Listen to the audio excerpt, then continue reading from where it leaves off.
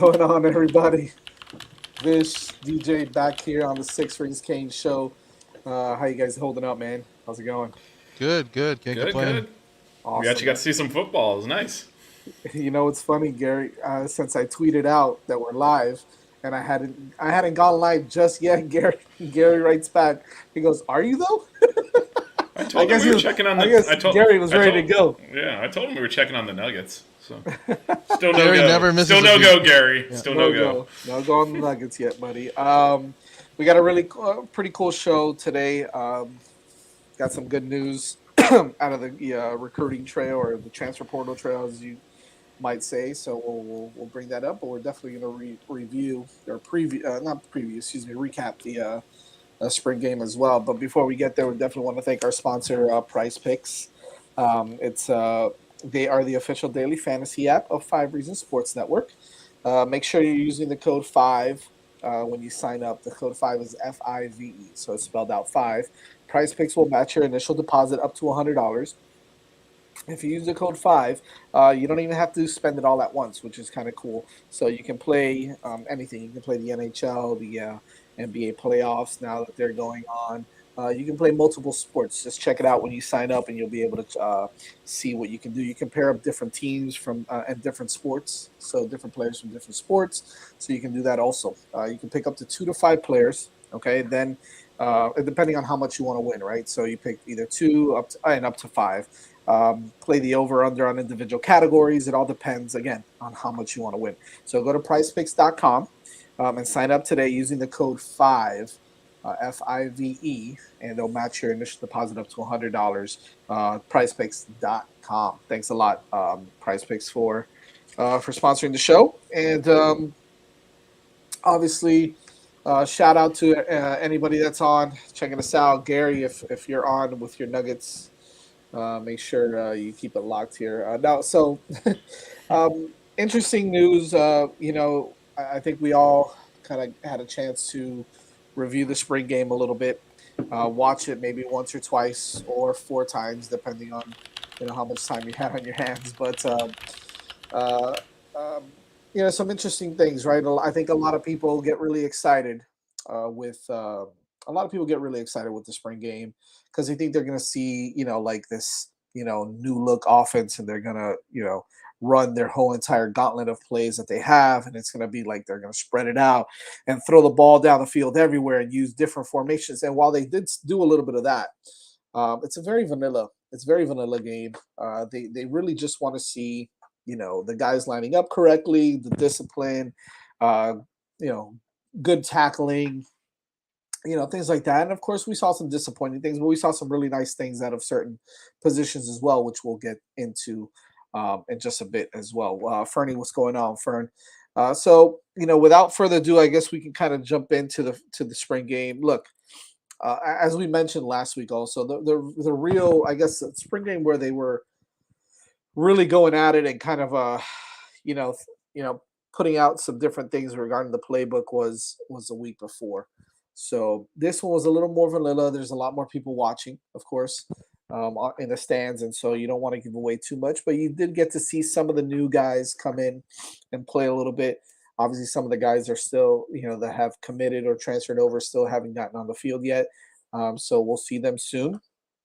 But I really want to get your take, fellas, on how you felt about the spring game altogether as a whole, what you thought, and then we'll kind of break down the position. So, Vish, give me your take on the spring game, man.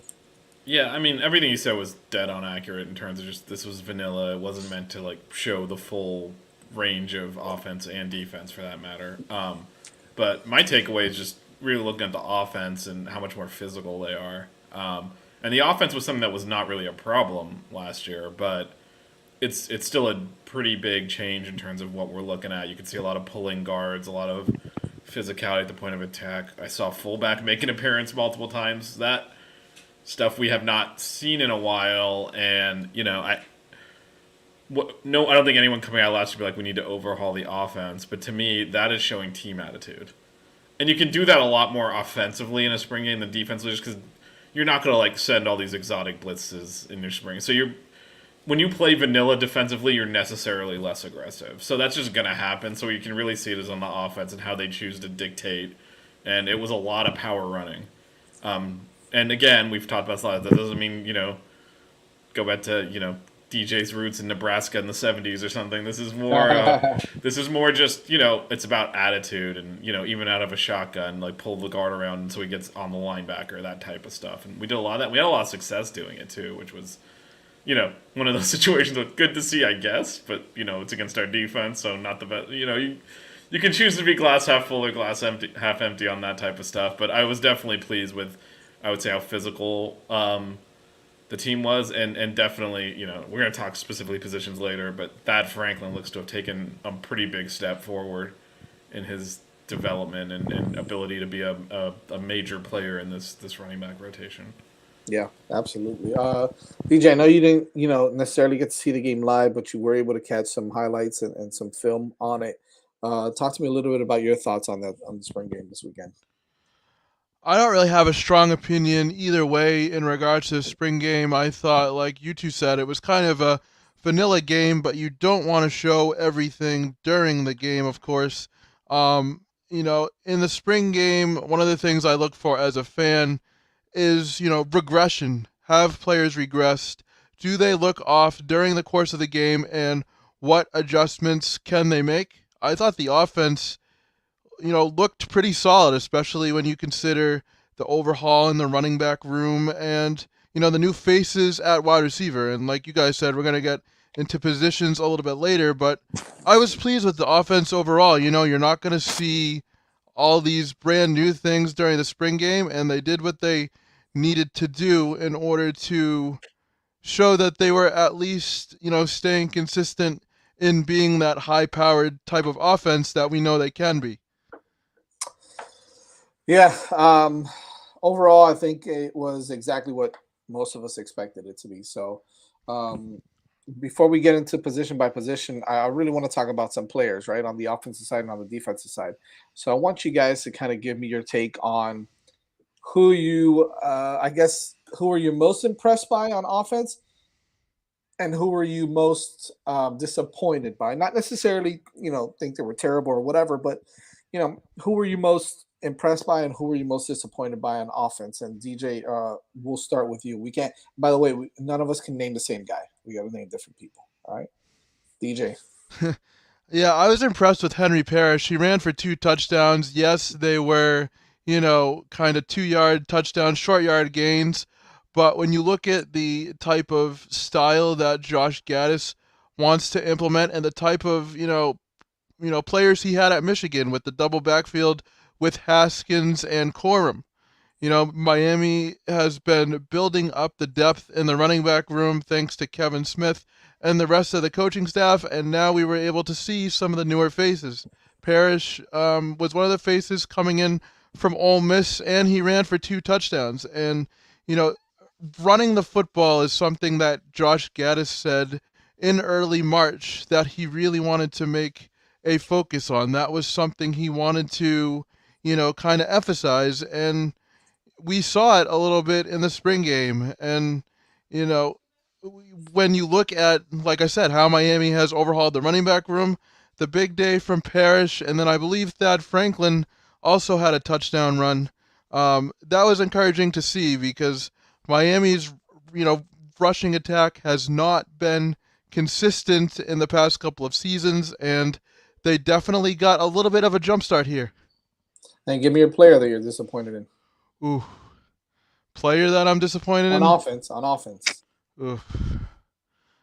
I kind of wanted to see a little bit more from Jacoby George. Yes, I know he caught a touchdown pass, but, this receiving group needs to, continue to show progression and kind of not be on top of their game right away, but they need to have, a string of good practices and a string of good games. It started in the spring game.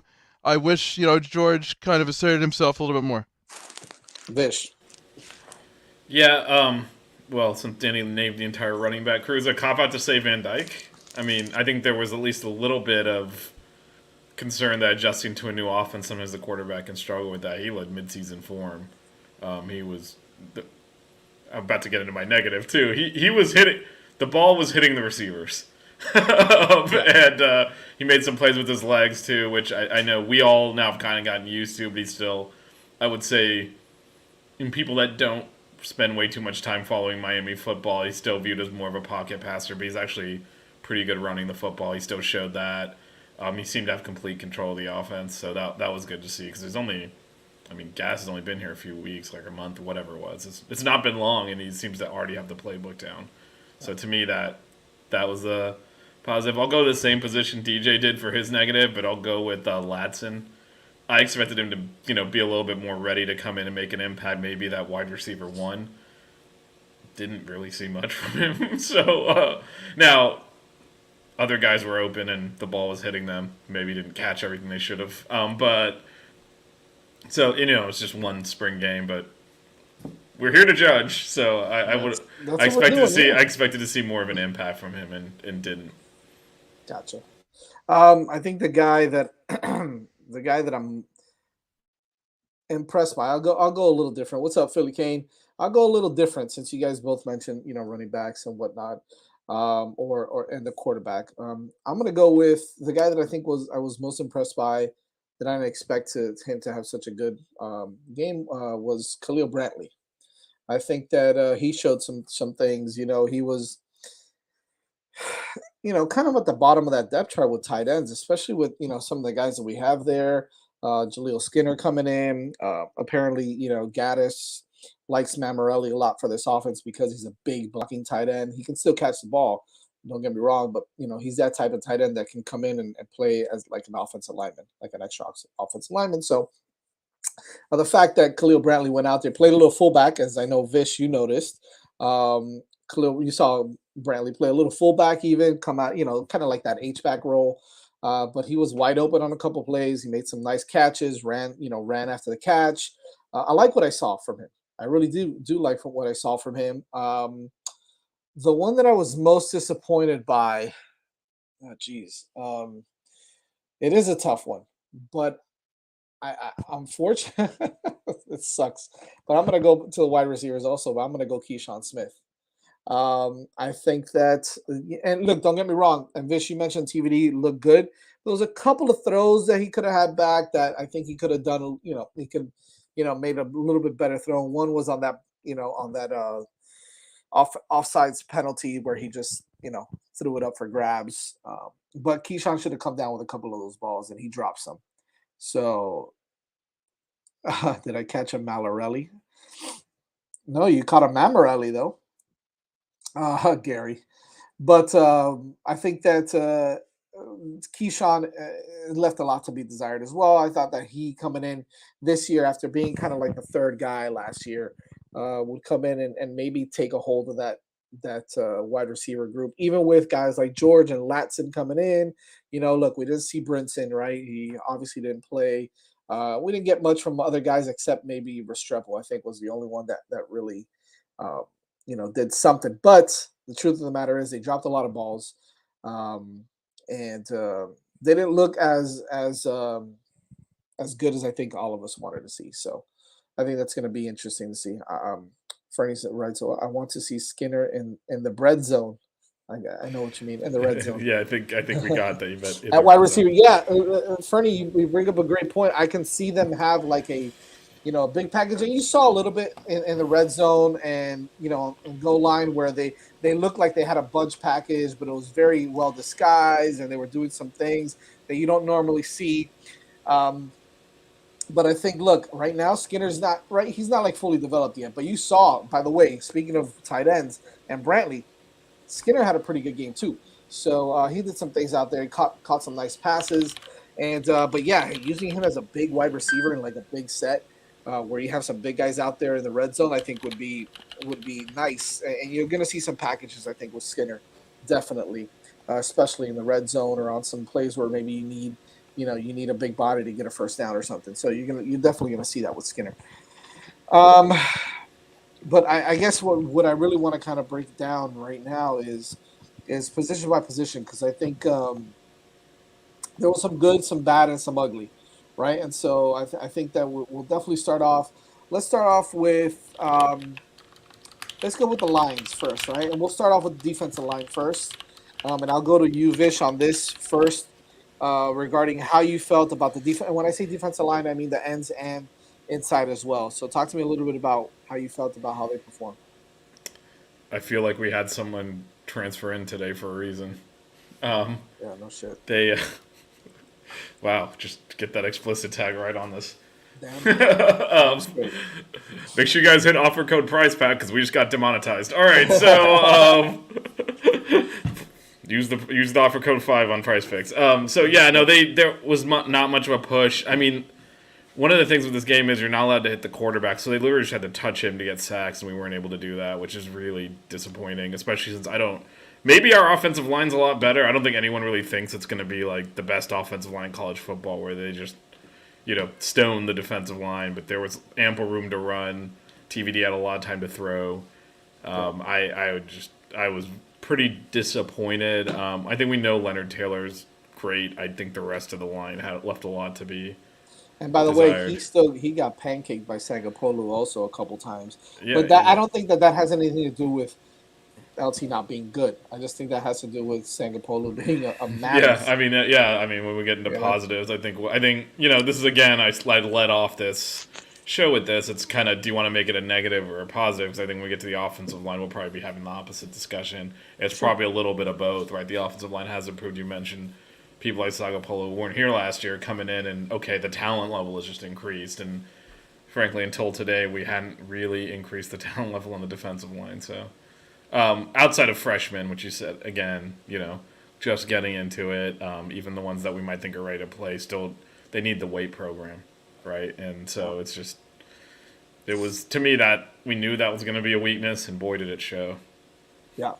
You saw flashes from some of the guys, right? You saw some flashes. So on the outside, you saw flashes of the young guys, Cyrus Moss and Thomas Davis. You saw both of them do some things that was impressive, right? Like at one point, look, and I know we're going to talk about the positive side for the offensive line, but when Thomas Davis beats Zion Nelson on a straight rush to the quarterback, then there's still some room there. Or maybe Thomas Davis is really that good, which a lot of people say he's had a great spring. So I liked what Thomas Davis did a little bit. I like what Cyrus Moss did a little bit, but you still see that he needs to grow into that body.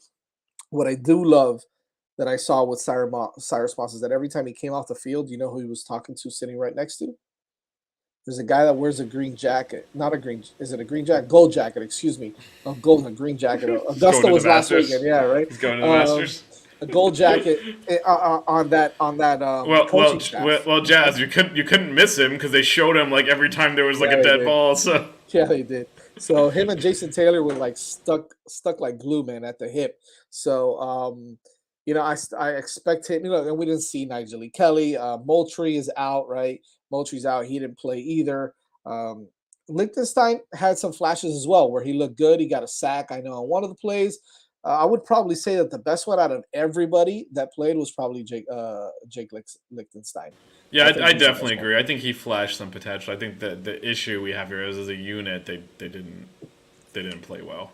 Yeah, and we're listing a lot of the freshmen that were like, well, this guy's got. I mean, if we're playing like 3 or 4 freshmen in that rotation in September, we're in trouble. And by the way, and we'll mention the new commit, that's transfer portal guy, Mazador from West Virginia, but he's a plug and play guy, so he's going to come in right away. So I mean, he's starting.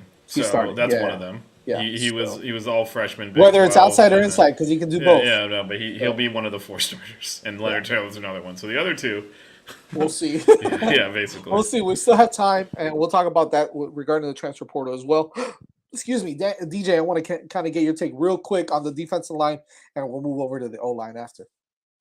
You guys kind of said it. There wasn't a whole lot to be excited about on the defensive line. I will say that the play of Cyrus Moss is encouraging, especially when you consider how Mario, continues to look for edge rushers, like we saw the UCLA transfer a couple weeks back. He wants to continue to improve the position, and I think if Cyrus Moss develops correctly, then he won't have to look in the transfer portal. There will be a solid players sitting on the Hurricanes sideline in the coming years.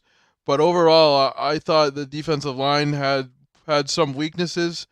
But I mean, that's what the spring game is for, and hopefully they get it corrected before the real games start. Yeah, look, I mean, look, that's a great point, DJ. Yeah, they didn't look great. And we know that we're missing some guys there that are hurt, some guys Mm. that are young, some transfer portal guys we're missing, but we still need to build more depth. I think that at the end of the day, there's still a lot left to be desired in that position. So, Mm-hmm. moving on to the offensive line, I'll kind of get started on that real quick. Offensive line looked so much better. They looked like a completely different unit. Okay, and that's that. I still don't think that line is done. Okay, I still think you're gonna I still think you're gonna see some changes there. Okay, because you saw at left guard, you saw Oluwasen was playing left guard. You saw DJ Scaife playing right tackle, which I'm not a huge fan of DJ Scaife playing right tackle. That's gonna be yeah. I still think like there's a little bit to be changed there.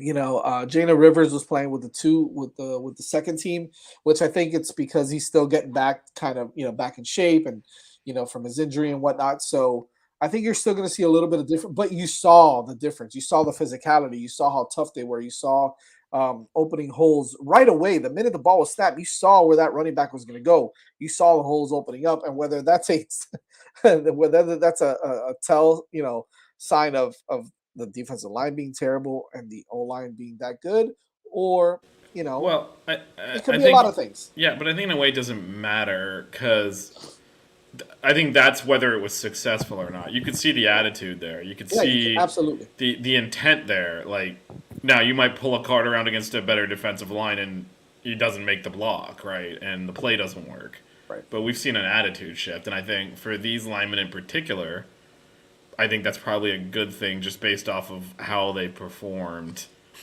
over time. Giving them a task of go get a hat on that guy. It's a different blocking scheme. I think Right. it probably suits these players a little bit better Absolutely. than what we've seen in the past. And you could see that they looked excited to be out there and play, which hasn't always been the case, or at least does not appear to be the case. I should say. I shouldn't accuse them of that. They haven't looked. They haven't looked. This good. It's been Early. a while, man. It's been a while. So it's been a while. Yeah. Clearly, right now, Sangapolu is the guy on that line that kind of stands out the most. But you still see like Ja'Kai Clark had a pretty good game. Even I mean I know that Scaife I don't think is the right guy there, but he even did okay. So right now it's about building depth too, because these guys that are getting the reps with the ones may not necessarily start, but now you're getting them reps with the one, and now it's building more depth. It's also about just at this point, even though the spring's over now, spring ball's over. That was the spring game. It is still a lot of depth chart in the spring game when you have all these new coaches coming in. Can be like who picked up the playbook the fastest, like who which is a sign of hard work. It's not easy to do that. But that might not necessarily mean that's the guy starting when we get to August, right? Sure. People learn at their own pace. Real quick, DJ, anything on the offensive line there? Well, the line, as you guys noticed, there was an energy shift, and you could see their aggressiveness and excitedness, as you guys mentioned, and even when you look at all of the linemen that Mirabal and Cristobal have been recruiting, there's always been that element of physicality and the willingness to pancake the guy in front of them, and we're really starting to see that attitude. At least I thought in the spring game kind of make its way over into the program, and that is a very, very good thing. Absolutely. Moving along, we really won't get into quarterbacks. I don't think there's much to talk about there, right? Like, I mean, it's I think TBD, that right? Van Dyke. Oh wow, there we go. That Hey, Van Dyke. there's the ghost again. There goes drink. Everyone's got to do a super chat now. No. Every time he loses power, everybody has to donate. It's not even $5. power. I told you guys I could.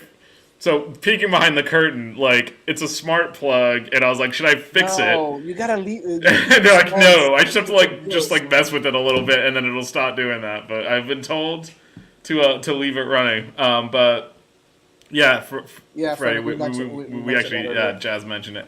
But what the hell was I even talking about? I don't even know. Couldn't have been important. Let's keep it moving. It's not that important. Oh, quarterbacks. Quarterbacks. Yeah. Van Dyke. That Van Dyke kid looks like he might be a keeper. There we Yeah, go. he Quarterback looks all talk. right. He doesn't look too bad. And you saw Jake Garcia make some really good throws too, some tight windows, and so and Jacoby Brown, you see the talent there. He still needs. Yeah, you can see you can see that he needs to develop some as a passer. Yeah. But yeah, that's that. We won't even get into that. Let's go into another positive. I mean, at least I think so. The running back situation. How do you guys feel, DJ? We'll start with you on the running backs. I really like what the running backs bring to the table. Like I talked about a little bit earlier, Henry Parish scored 2 touchdowns, and this is the type of offense that Gaddis wants to run. If you look at his offense at Michigan, it was very heavily reliant on the running backs. Sure, there are going to be passing plays and passing opportunities, but the running backs are going to be a big focus of this offense. The Hurricanes have the depth and the talent to do it. And I'm very pleased with the running backs. I believe the Miami running game was at the bottom or the middle of the ACC last year. Not good, the bottom line, and I think that's going to change in the near future. Real quick before we get to you, Vish, to sort of answer Philly, Kane, and Fernie. Yeah, we're gonna get to the linebackers in a second, but I totally agree. So we'll get to that. Vish, the running back situation. Who's the guy that you kind of? I know you mentioned them earlier, but how do you feel? Well, yeah, no. I mean, we basically we didn't have Knight and we didn't have Cheney, and still, I mean, we still played that well. I mean, I'll be honest. I didn't know who 46 was. Oh, now we know. Now we know who he is. Devin Perry? Yeah, that was weird. I don't think I was the only one googling who is this guy.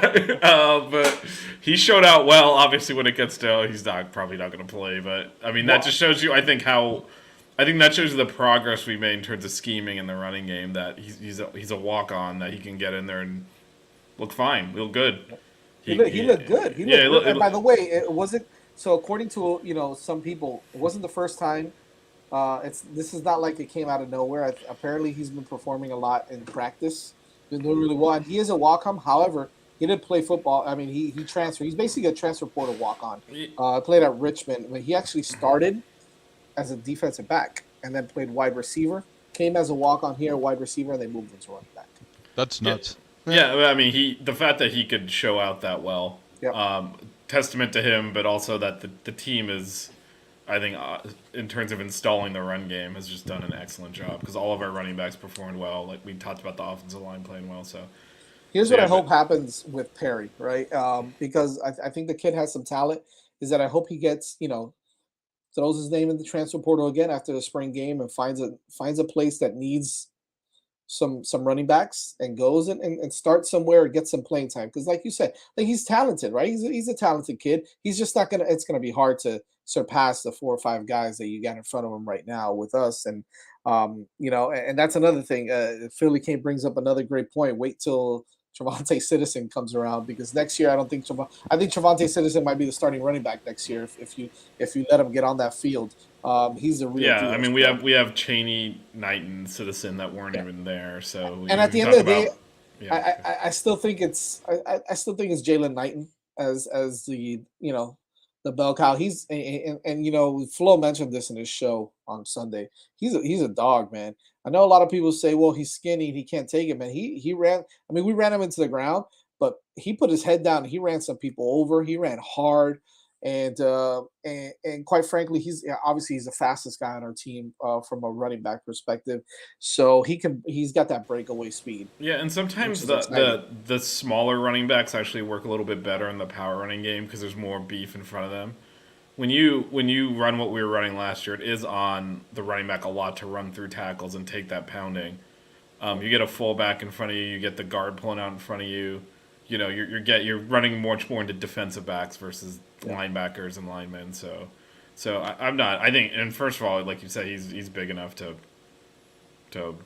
be the every down back, and I would expect that. But I mean, I think we're going to see a healthy rotation just because you almost have to with this much talent. Well, here's the thing. Here's what's going to happen. Here's my prediction, right? And I love what the running back room looks like now. You still might get another guy that's going to transfer. That's just my prediction. I still think you might get another guy that's going to transfer. The one that I don't think is going to transfer because he showed me a little something on Saturday. Um, if it's not Rooster, if Thad Franklin might be the guy that is going to dominate some games because he is 6'2", 240 pounds. He's a trunk. He's an absolute Mack truck. And you notice, you saw some of our defenders. Not that says much, anyways, because I'll mention it was the linebackers who were having an issue. But do you want to hit that guy? Do you want to try to tackle that guy for 4 quarters? I don't think so. Linebackers look like they didn't want to tackle him for it looks like they don't want to tackle anybody. which we'll segue. get to that. Yeah, segue. That's a great. Actually, before you segue that, so you mentioned Franklin. He looks like a guy you're gonna have to get on the field somehow, right? Yeah. No, he's gonna get on. But then Parish, you would say the same thing. Knighton. Where does that leave Chaney? Like, are we really going to play 4 running backs? You think he's out? You think no. I mean, that's the question, right? And yeah, again, it was only spring. And look, you got to be healthy to play, man. And you got to be healthy to be good. And you got to be healthy to surpass guys. And I love Donald Chaney. I think he's a well. That's the thing. He was the man last year until he got injured, and now it's kind of he definitely was. But look, it happened. You get hurt, and you're hurt, and you lose out on opportunities. It is what it is. You saw Cody Brown already obviously enter the transfer portal, so I mean that was kind of expected. Some people out there, I mean, he was the kind of the obvious choice. And again, you might see another guy. We'll see what happens. But having the fact that you have 4 or 5 solid running backs that could start at any Division I program in the country, I think that says a lot. So I think it's really exciting to see. However, moving forward, and really quick before we get to that, Mark, great. I think Gaddis. By the way, just to help you out, Gaddis is with 2 T's, so you can. I hate to be the grammar police. I'm such an ass for that, but as long as you're not the pronunciation police, we're fine. No. I'm definitely not. I'm definitely not. I think Gaddis likes taking advantage of matchups and numbers by formation, which all adds up to solid football. Absolutely, I think you hit it right on the head. So, what else? Fresh Wynn is in the transfer portal, the 4-star from Alabama, defensive tackle. Yeah, I mean, look. Miami's going to be in on all these guys, okay? And then that's a new one, right? The kid from Alabama. But that's a kid that, just based off of what we saw this past weekend, you got to go after him, right? He's a 4-star from Alabama. You got to go after him. Louis Jones-Dauncey is going to be a beast. No, look, I'm not saying I think he is a beast. He's already a beast, but he's got to be healthy in order to just show his beast mode, right? Like, that's just the bottom line. Mario's going to use Thad to wear down defense. Yeah, absolutely. We just mentioned that nobody's going to want to tackle that kid in the 4th quarter. Well, there's 2 ways you can do that, though. One is you can give him a lot of carries or to wear the defense down. The other thing is you can wait for the defense to be worn down and then bring him in as like the hammer when they're already and they just did. Then it, you can play that either way. I mean, and he's also a guy that can carry the ball 25 times. Yeah. So. Yeah, and Lewis, I agree with. I think we're all on the same page. Don Chaney's awesome. It's just we got one football. Right. And we got one football, and he's not healthy. And as I said earlier, we're not running DJ's wishbone here, so we're not going to have 3 running backs on the field at the same time. So. Nope. Well, hey, you never know. And I'll be honest with you, you never know because you've got Jalen Knighton, and you've got Henry Parish, and you've got sneaky good pass catcher Thad Franklin. You can put them all on the field and spread them out. I wouldn't be surprised if some of them flank out a little bit based on what we saw from the receivers. Absolutely, 100%. Can you imagine a lineup with, and you bring them out, and you've got Jalen Knighton flanked out, and Parish flanked out, and Brashard Smith flanked out, and then you got that in the backfield. I mean, think about all the speed and all the options that you have there. I mean, and Gaddis will do that. That's Big Ten football, and Gaddis knows it. So there you go. You hit it, DJ. And you know Big Ten football better than we do, so you get that. So I think it's going to be interesting to see what they do at wide receiver, running back. I know we spent a lot of time there, but again. Transitioning to the other side of the football, I think the biggest disappointment, and I'm going to say it right now, and I know this is a bold statement. Maybe it's not. You guys can kind of be the judge of that, but based off of what I saw maybe one player that could possibly be when the season starts on the 2 deep at linebacker at this point. Jesus, man. All right, so who was the guy? Who was the guy that you thought was worthy of at least like? I think that the guy that's worthy of it because, and he still screwed up a lot this week. He looked a little bit lost, but I'll be honest with you, the only guy that I can see is Keyshawn Smith. That's it.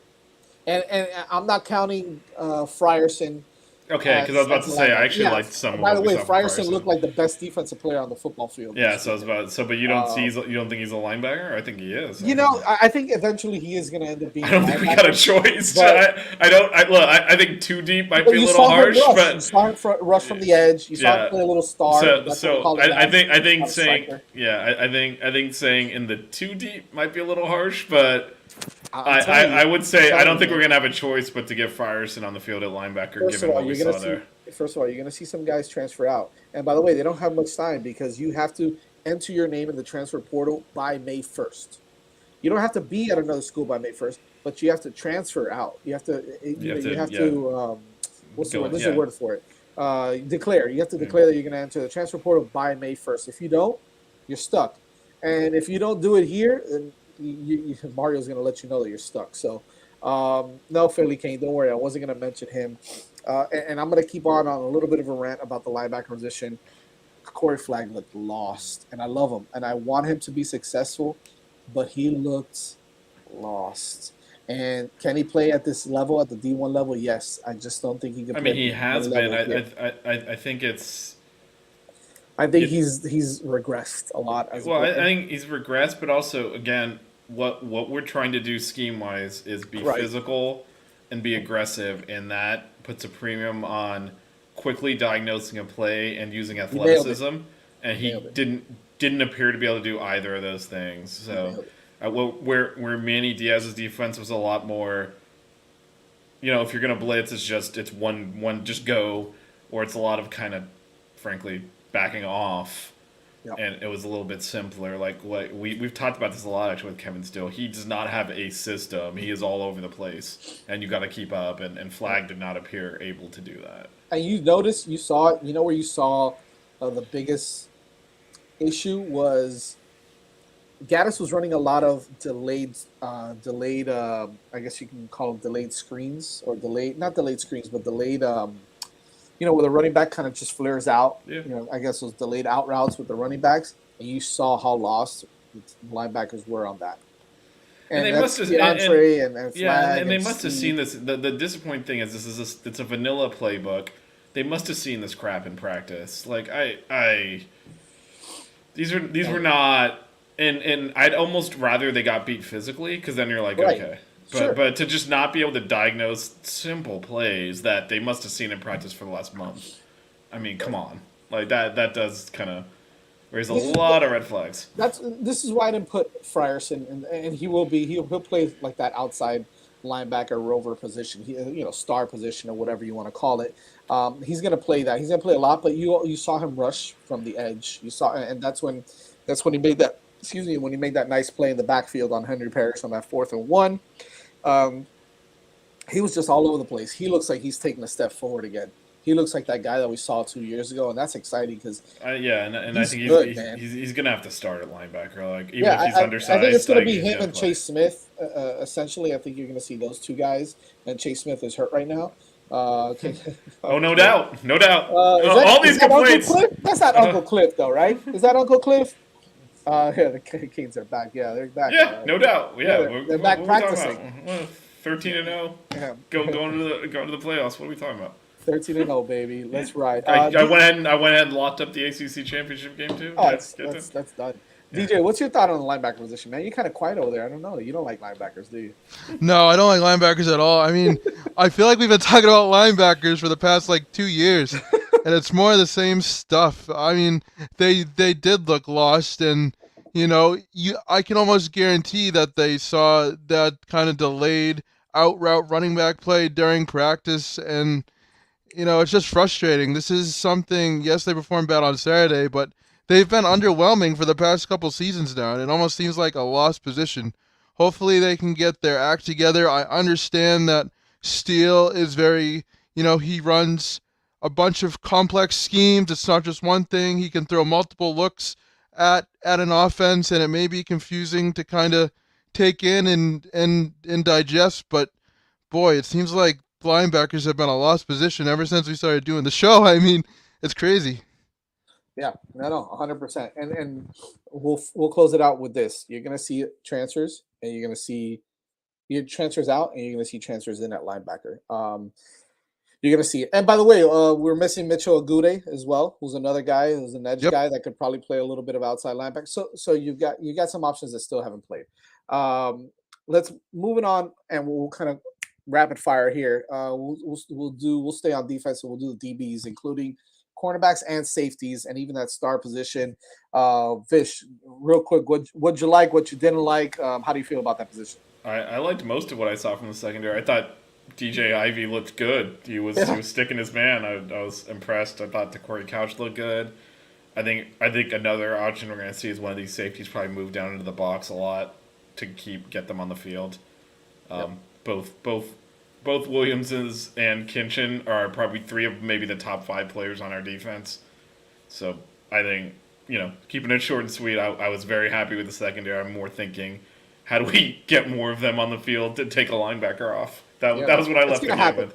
I think it has to. I don't think there's any way you can have those linebackers on the field and then have, one of the Williams or Kinchins on the bench. Like, I don't think you can do that. DJ, real quick on the DBs. How do you feel? Happy. We've been talking about all this young talent for years now, and they're finally here.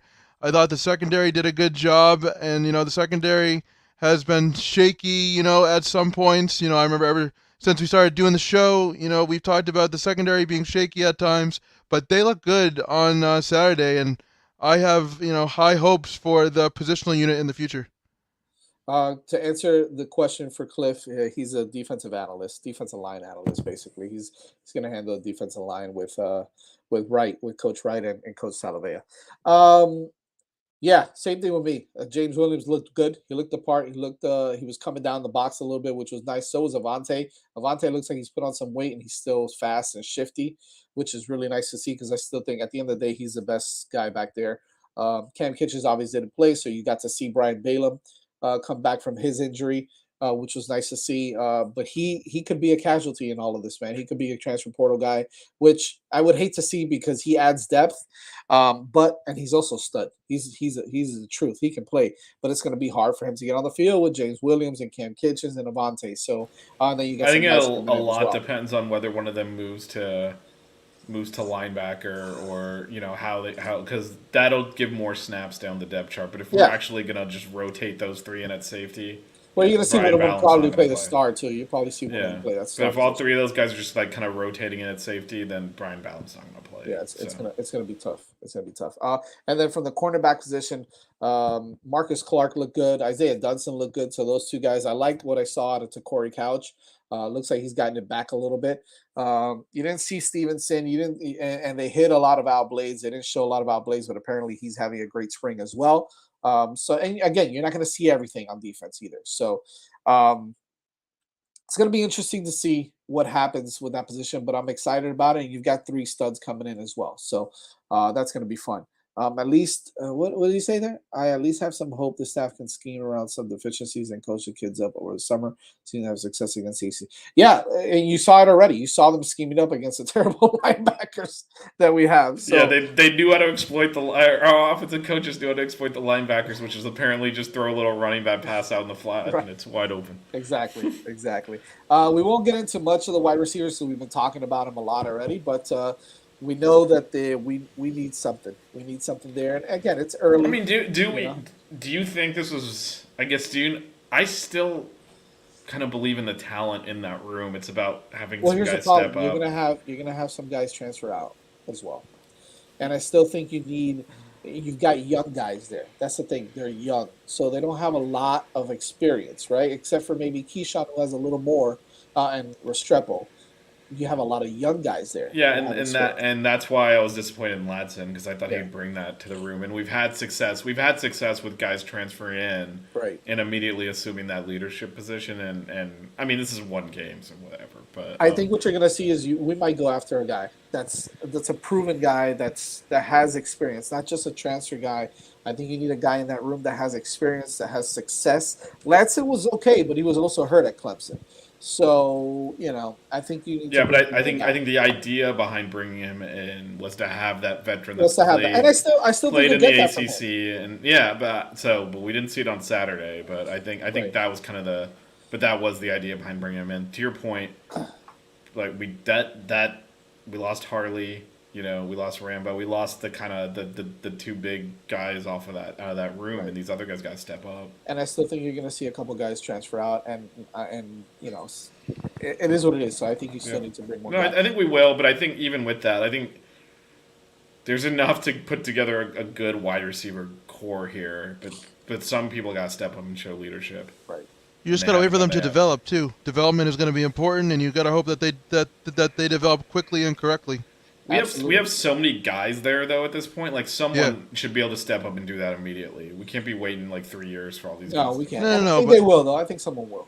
incremental development is important too. They're not going to happen overnight, but if you see, some of the receivers really start to progress over the course of the season, then you'll take that too. I think. Absolutely. Tight ends, obviously, Mallory was in a sling, so he obviously didn't play.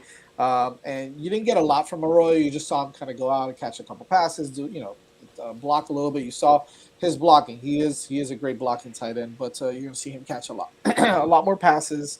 Um, he's fine. Khalil Brantley did a good job. Jaleel Skinner did a good job. Matt Morelli did a good job of blocking, catches and passes also. So you saw a lot of progression from the tight ends. I think we're good at the tight end position, honestly. Yeah, and I think just the whole we're doing some interesting things with Brantley there, putting him in the backfield like you mentioned. So Yeah, it's good to see. And then this offensive scheme, blocking is going to be important. big time, big time. You nailed it for sure. That's facts. Um, let's go through some transfer portal news real quick. The biggest one being we just got it was like literally like half an hour before the show started. Bakeem Mesidor, big time defensive lineman from West Virginia, decided to commit to us from the transfer portal. A lot of things played into it, right? Obviously, some NIL deals I think were a big deal, but also the fact that playing with a former teammate who's now a current teammate again, Daryl Porter, having a relationship with Coach Adai as well from his days at West Virginia. I think that all plays into it, but solid guy, and he's going to be a plug and play guy right off the bat, whether it's at defensive end or defensive tackle. I think that you're going to see him come in. He had something like, and I'm trying to pull up his stats. But by the way, 6'2", 272 pounds, could definitely play inside or out. I can see him kind of like a Quincy Roche type. Um, he might be a little heavier than Quincy Roche, but that's just the kind of guy because he's not super tall, but 6'2", 270. Um, all Big 12 third team last year, right? 12 honorable mention by the coaches. Let's see what else totaled. I'm trying to look at his tackles for Yeah, loss. he had a big Like 30 tackles for loss he that had a year. big freshman year. Yep. Won a lot of accolades, freshman All True freshman, Americans, All American. made some second and third team in the Big 12. Kind of backslid a little bit from the award standpoint last year, but still had another strong year. And yeah, Yeah. no, he's a big time get. He's automatically the most accomplished defensive lineman we have. And that says something. But yeah, he's a guy that's going to come in right away and play. So I'm pretty excited to see what he's going to be able to do, and I think that we'll be all right there. Some other guys that we're still waiting on: Caleb Johnson, big linebacker. Now that's the type of linebacker you want. I don't know if you guys saw the photos of him, but he is jacked. He is absolutely jacked. So that's the kind of guy that you kind of want. Right now, it's a battle with Texas, and he's visiting Texas right now, and Texas is showing him love. We were the leaders. I don't know if we still are, but that's the guy we need to come in, and he will be another plug and play guy. That's for sure. I know that that's going to be a tough one. Here's the biggest one that I think everybody has a misconception of, and that's Marius Mims. I believe I think that's his name, Marius, but it's the transfer guy out of Georgia. So a lot of people people think that maybe he decided to go back to Georgia and he's going to play with Georgia. Look, he had a death of a close friend right in between him transferring, entering the transfer portal, going to FSU. So he's back in Georgia now, dealing with that stuff. And so it's tough, man, when you lose your best friend like that, a guy that was, that was a teammate of his. So he could very well go back to Georgia. I know Kirby Smart wants him there. He did visit FSU, okay, but he could still visit Miami later on this week. And I want people, this weekend, I want people to understand that he can still make it here. It's not a 100%, but that's a guy that you still have to watch for because again, that would be a guy that would come in and probably start right away at left tackle, right tackle, something like that. You get a guy in like that, so he still could choose to come to Miami. Okay, he hasn't committed anywhere. What's up? What's up, Javi? The general coming in. What's up? What's up? Big shout out to Lewis Jones as well. Cliff D, everybody that's in, Gary. We appreciate you guys coming on. Mims is still a guy to watch out for. He hasn't committed back to Georgia yet. He hasn't decided to go back just yet. So there's a lot of different reports out there. Make sure you keep an eye on that because that's still developing. That's still going on. Another guy is Brandon Jennings. I know the name sounds familiar. I believe that he has already been at 2 schools though, so that's that's something that I think Miami's going to kind of do their homework on. That's another guy that come in and play linebacker, 6'4", 225 pounds already. Was at Maryland, decided to transfer to Kansas State. Never even played really, so he's kind of in the transfer portal again. So we'll see what happens with him. But that's another guy that could possibly make some noise in the transfer portal, and he is a linebacker. Okay, and now you're going to see a lot of guys start to hop into the transfer portal now again after their spring games. And like I said, because they need to make that decision before May 1st. So you're going to see a lot of movement in these next couple of weeks with a lot of different guys that maybe we haven't even mentioned yet. I know there's another guy. We were mentioning wide receivers, right? Tyler Harrell, the kid out of Louisville. He's entered in the transfer portal as well, averaged 29 yards per catch last year. That's awesome. That's kick-ass. So look for a guy like Tyler Harrell, maybe some other wide receivers to jump into the transfer portal as well. The interesting one, I think that I want to get your take on this one because we're probably going to close it out here, but Jason Marshall. He hasn't entered the transfer portal, but there's rumors out there that people handling his camp really want him back home. And apparently it's Mama that's making those decisions. So as Mama wins out, he may end up entering the transfer portal. There's a lot of noise there with Jason Marshall.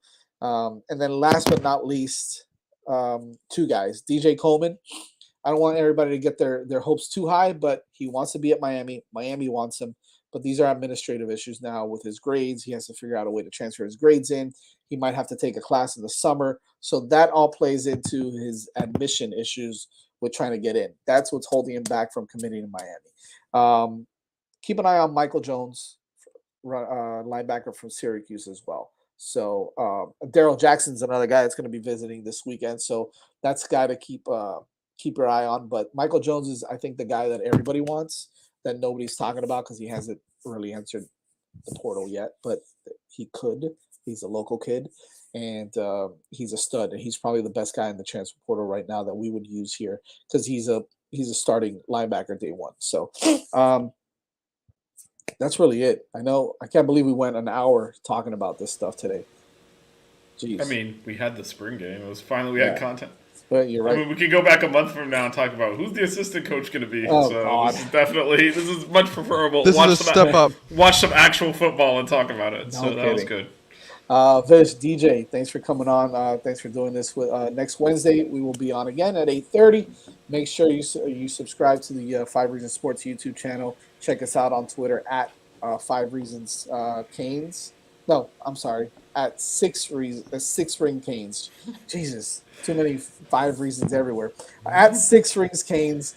Make sure you follow us there as well, and go check out our sponsor, PrizePicks.com. Vish, DJ. Yeah. By the way, Jazz and I will be at the Canes baseball game on Saturday. So if you head out there, stop by and say hello. Yes, we will be. Nugget chat season coming, Gary. You got it, baby. I've been debating him about Nuggets on Twitter during the show. I don't buy his. He's trying to defend Chick-fil-A's lack of spicy nuggets with some kind of explanation that I don't think makes sense. But we'll get into that next week. See you guys next Wednesday. Go Canes. Stay tuned. Hitting the apex in 3 minutes. We're gonna be live. F1 chat. Javi, Gary, Lewis. If you guys like F1, head on over there. We'll be there in like 30 seconds. So we gotta end. See you guys later. See you. See you.